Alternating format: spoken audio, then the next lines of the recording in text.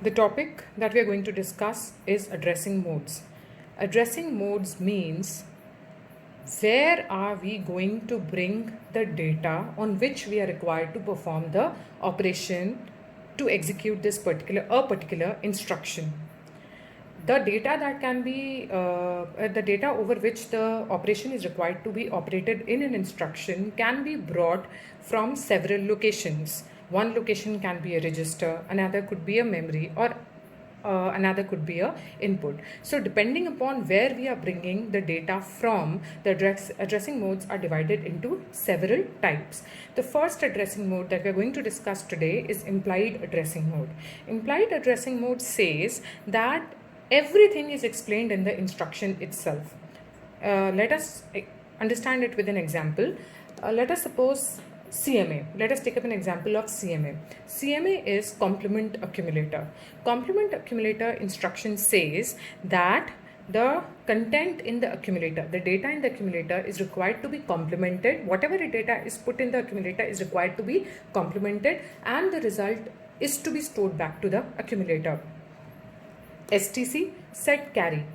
We have to put STC instruction when executed will put 1 in carry. CMC is complement carry. It will complement the contents in the carry. If the contents of carry are 1, they will change to 0. If they are 0, it will be changed to 1. XCHG. XCHG instruction is a data transfer instruction in 8085 which says that the contents of HL and DE will be exchanged. So in these instructions, everything is implied, where the data is, what is the source of the data, what is the operation of the data, and what will be the destination of the data.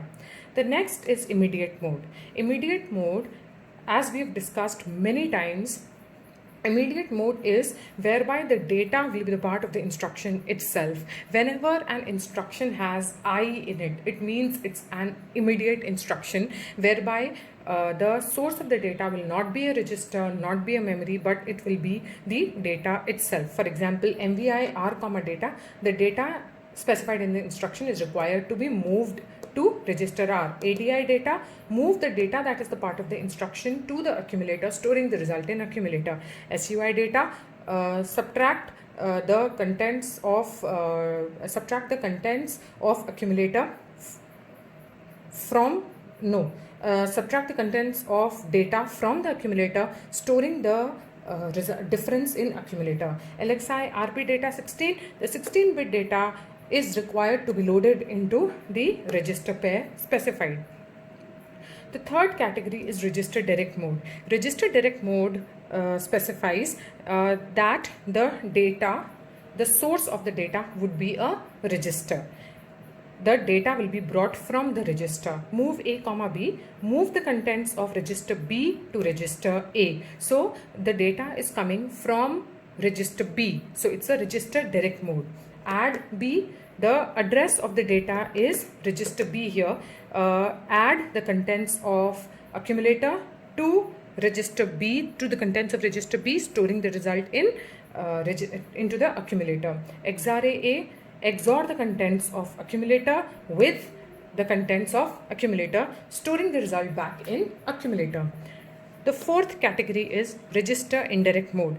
Register indirect mode says that now whatever is written here, for example LDAX RP, now here this register pair is not the source of the data, but it is actually acting as a address of data. So now when LDAX RP is required to be performed, first the contents of the register pair will act as the address, and now we will go to that address and bring the data, and then the required operation will be performed here. Same in STX RP. This is register direct mode, whereby the content were coming from the register itself. Register indirect mode, whereby the contents are now not coming from the register, but the register is acting as is holding the address of the data. So we are required to go to that address, and then we will bring the data from there. This is register indirect mode. Direct address mode, whereby now, for example, a direct address mode, LDA address, add address.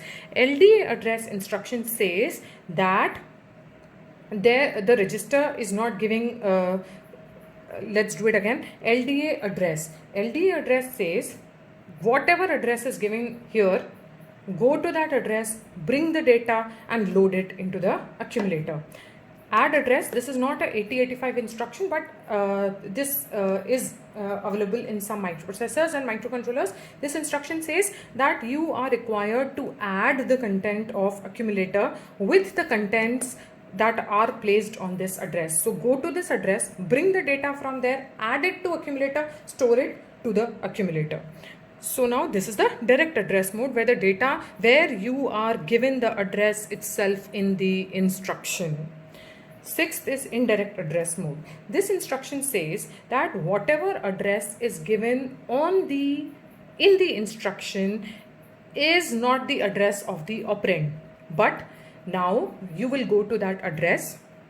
On that location, you will get another address. You are required to go to that address and you will get the data. For example, I had 25 written in this instruction, whereby when I go to 25, I get 32. Now 32 is not the operand, it's not the data, but it's the address. I go to that address and I get the data. If it would have been direct address mode, I would have gone to 25 and 32 would have been the data. But this is the indirect address mode, where going on to 25, I will get another address on which I have to go and then I will get the data. The relative addressing mode. Relative addressing mode says that the instruction is written as rel add 50. This is not part of 8085 instruction set, but still this comes in. There are several microprocessors which have such addressing modes. So now relative addressing mode. Relative addressing mode says that let us suppose that on 5904 instruction is written as relative add 50. It's a 2-byte instruction. So the PC would be storing the next instruction on 5906. How the address would be computed as 5904, on 5904 relative add 50 is written. PC is now holding, since it's a 2-byte instruction, PC is now holding 5906. Okay. The address computation when this instruction would be executed would be done how? EA equals to 5906, whatever is stored on PC. 50 will be added to it, and the content now the address now PC will stored would be 5956. So this instruction actually changes the address, whatever address PC is storing. 5906 plus 50. If it would have been written 25 here, 5906 plus 25 would have been done. If 100 would have been written here, 5906 plus 100 would be done, and the resultant address will be stored on PC. Eighth type is indexed and base addressing mode. First we will discuss indexed addressing mode. Indexed addressing mode, you will not find such instructions in 8085, but as I have already said that we are studying the generic addressing modes. So these are available in certain and many microcontrollers. Indexed and base addressing mode. Indexed addressing mode. Effective address, EA stands for effective address, equals to index register plus offset. For example, let us suppose it's an array where we are storing a 2-byte word length. The word length is 2. So the element first will be stored on 10th and 11th location. Each content will occupy 2 bytes. Okay, so now A2 will be storing 2 locations, A3 will be storing 2 locations. So every element in the array is storing 2 locations. So the size of the element is 2. So now if the address of this array is what will be done is if this is stored on 10th, then the next element will be stored from 12th. the next element will be stored from 14th. The next element will be stored from 16th and onwards. This is indexed addressing mode. This specifies the index, and you've done the array, the index of the array. Okay. So it's adjusted according to the word length size. If it's an integer 2 byte, character 1 byte, the next would be stored on, if it's a character type array, then if the first element is being stored at location 10, then the next element will be stored at location 11, 12, 13. If it's an integer type array, then first element is stored at 10, then the next element will be stored at 12. If it would have been a float, which is storing a 4 byte, the word length is 4 byte, then the first element will be stored at 10, and the next element will be stored at 14, and the next element would be stored at 18, so and so forth. Now we'll study base addressing mode. I have a program which is program XYZ, which is stored from 1000th location. The starting address of this program is 1000. Okay, it has been loaded at 1000. It stores total 500 instruction. So the program XYZ ends at 1500. Okay, now 500 and 500 total 500, so it would be storing 1499 total 500, since it's starting from 100. The program XYZ ends here.